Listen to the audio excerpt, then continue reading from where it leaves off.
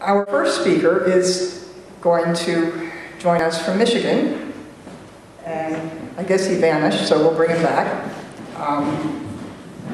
Rick James is the principal consultant for acoustics of Okemos, Michigan. He is a noise control engineer with over 35 years of experience in addressing community noise issues for manufacturing facilities.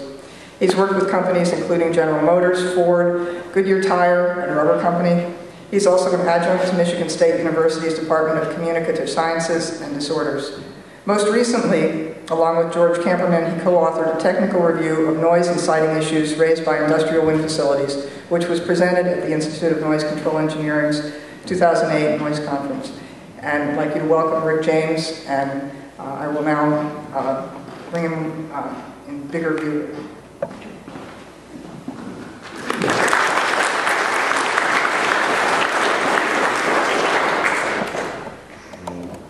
Hello, Rick.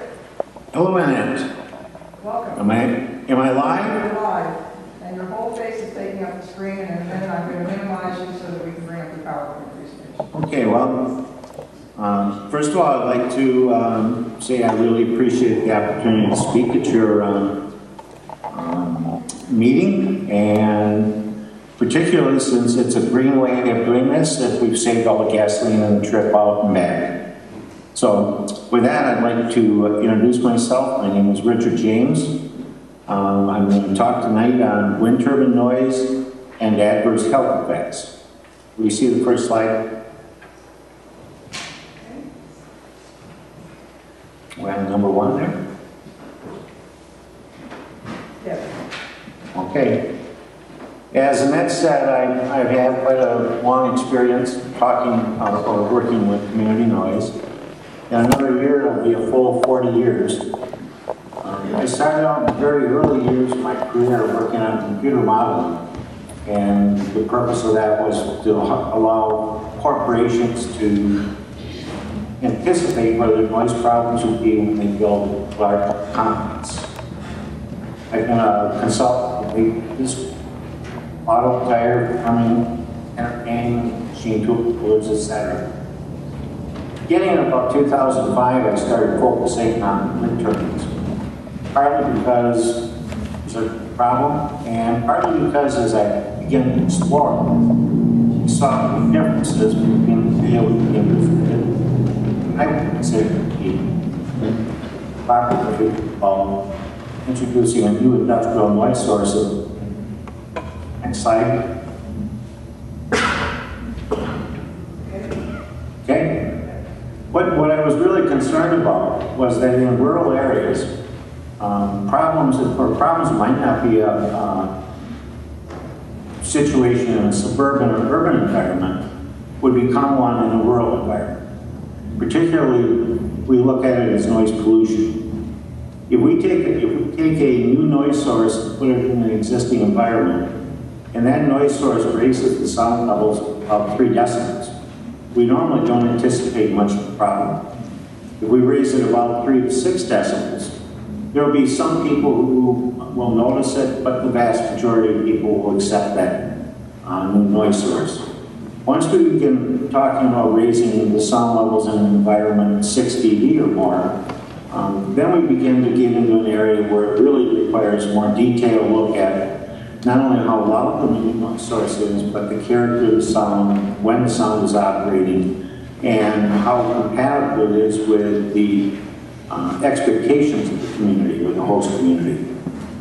When we start talking about an increase of 10 decibels, that's roughly perceived as a doubling of sound level by the ear.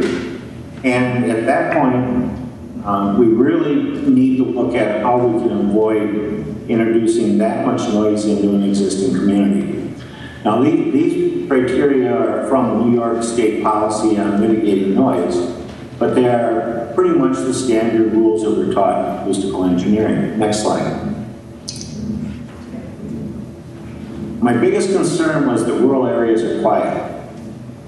During the daytime, there are some activities. There's road noise, there's agricultural noise, or there's other activities for the community, but at night it gets extremely quiet. And as I have on the slide here, I've done studies of rural communities. I typically find that in areas that are not near major roads, sound levels at night drop to 20 to 28, 25 decibels. When we're near major roads, typically about 25 to 30 decibels. But even there, if the road doesn't have a lot of activity at night, say at midnight or so, those levels even near the roads will drop down to the 20 to 25 dBA range. Next slide. When we introduce an industrial noise source, a wind turbine, into an environment that is that quiet, we are really talking about a very special situation. This is industrialization of rural and wilderness areas. Wind turbines, by their very nature, are very much like large fans. And we all know that with a fan, we can have a fan that is reasonably quiet when we buy it in a noisy store, or we take it home and put it in the bedrooms and it just seems terribly loud. Much of the noise problems with wind turbines over the years have been addressed, where the noise is coming from the gearbox, which is shown in here is the nacelle, with the gearbox and generators, and that's the large box up at the top of the tower.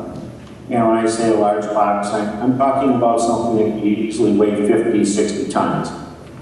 The blades, at this stage of the development of wind turbine equipment, the blades and the noise from the blades rotating are the primary problems.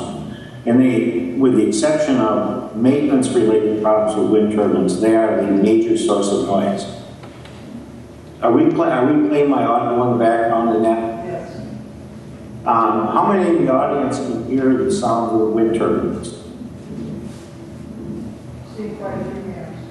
Okay, can we turn up a little bit so that everyone can get it? And I know this will be a little louder than it would be in real life if we turn it up, but.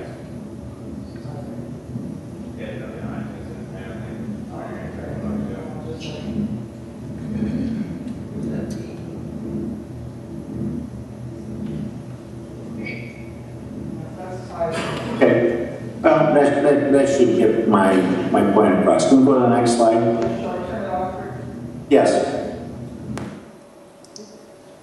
What we were listening to in that short audio segment is the sounds that I recorded inside an entry vestibule for a home in New York.